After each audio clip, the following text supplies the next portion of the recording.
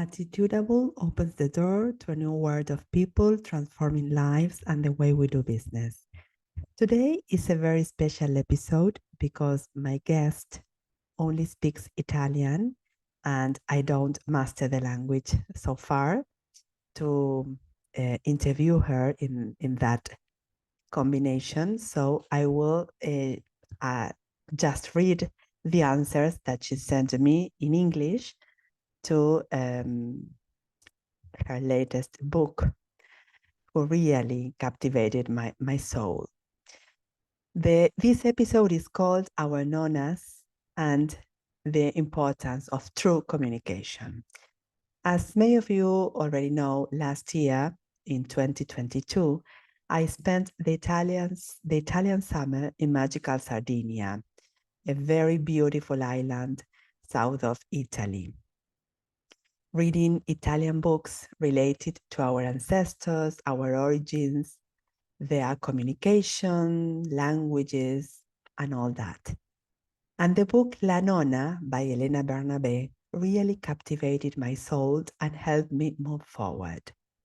I traveled there with my eldest son, Juan, to pursue the Italian citizenship for our family. The trip was really titanic, to say the least. Most of my friends know this and can really attest that. However, as the old saying goes, if life brings you lemons, you know the answer.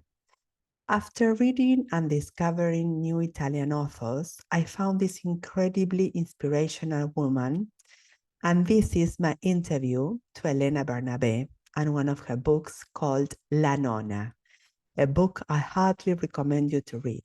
Hope you enjoy this. Well, hi, Elena. Thanks a lot for this opportunity to chat with you.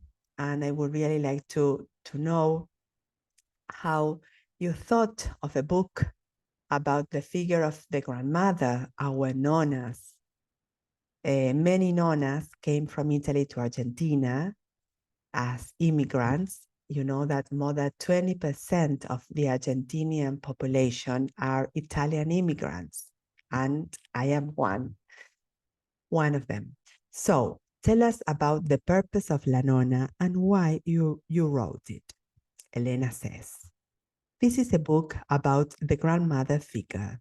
As I also wrote in my book, in recent years, I have embarked on a journey in search of my roots, my family tree. And during this inner journey, the figure of my grandmother captured myself. I really perceive in them the fulcrum of everything, the life sources of my family history. And to pay homage to these women, I wanted to write about them, enclosing them in a single figure, precisely the grandmother, who represents a bit the archetype, the symbol of all grandmothers of the world. The book is a celebration of grannies, of nonnas, a bow to their wisdom, a thread that unites the past with the present, a link in the same chain. Long live our grandma. And then I asked, as a big fan of my own Nonna, Elsa, all your words, the words from the book, resonated deeply.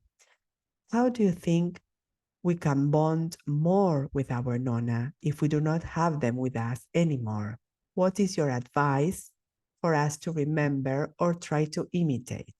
Elena says, our grandmothers are symbols. They represent the images of our life story. Even if we have never known them, we can meet them through the stories of those who have lived them, through their pictures, the letters they have left.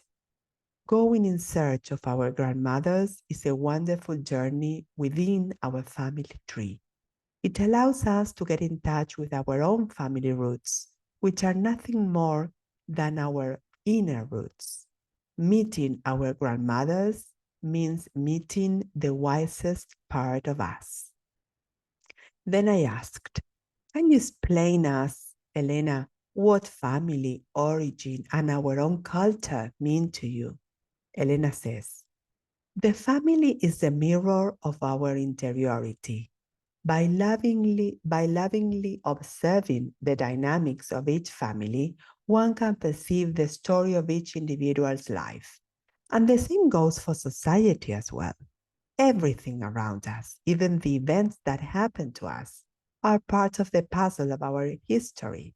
We came to this earth to read this novel, to become active in its composition, to overcome the trials that the universe has set for us. Dolores, I asked, how can we be protected from the complex and merciless world outside?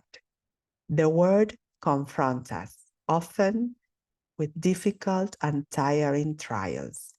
The goal, however, is not to make us suffer without any purpose. The meaning is instead to awaken us, to make us stand at attention, to force us to act constructively. We can live everything we live in two ways, as a victim or as a warrior in search of the truth, of one's own truth. In the first case, we will live sad, afraid, motionless. In the second case, an inner strength will emerge that can move everything inside and outside of us. And this is a brief excerpt from the book when the little girl asked, Grandma, what do you do when you are in an obstacle? I'm holding your hand, darling, and I am trying not to let her go until I have understood the gift she came to bring me, says Elena. How do you figure it out? There is only one way to understand, through the intersection, for real. When an obstacle comes to you, weave with it, smell it, touch it, brush it, grab it, look at it, with the senses of the soul. Ain't that how lovers do? They intertwine to meet, to understand each other, to really see each other. Should I make love to my obstacle? Just like that, my little girl.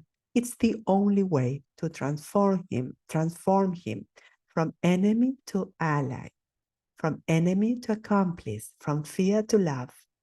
And then nothing and no one will be able to stop you in your way. You will divert the queen of your life, and the obstacles will be your guiding spirits. They will show you the way.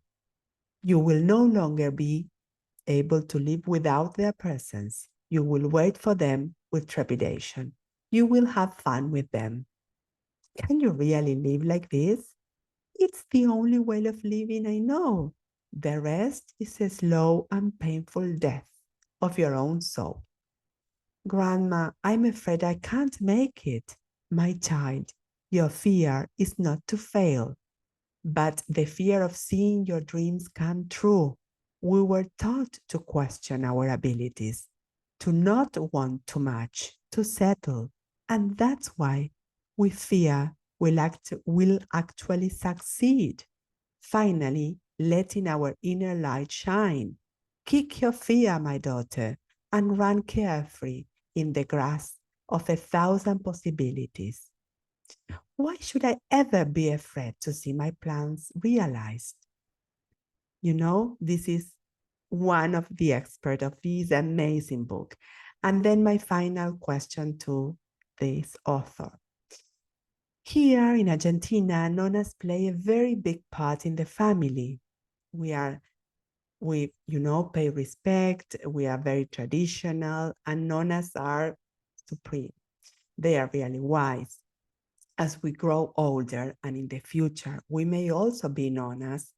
What would you suggest we focus on so as to try to reflect all the wisdom our nonnas gave us when we were younger?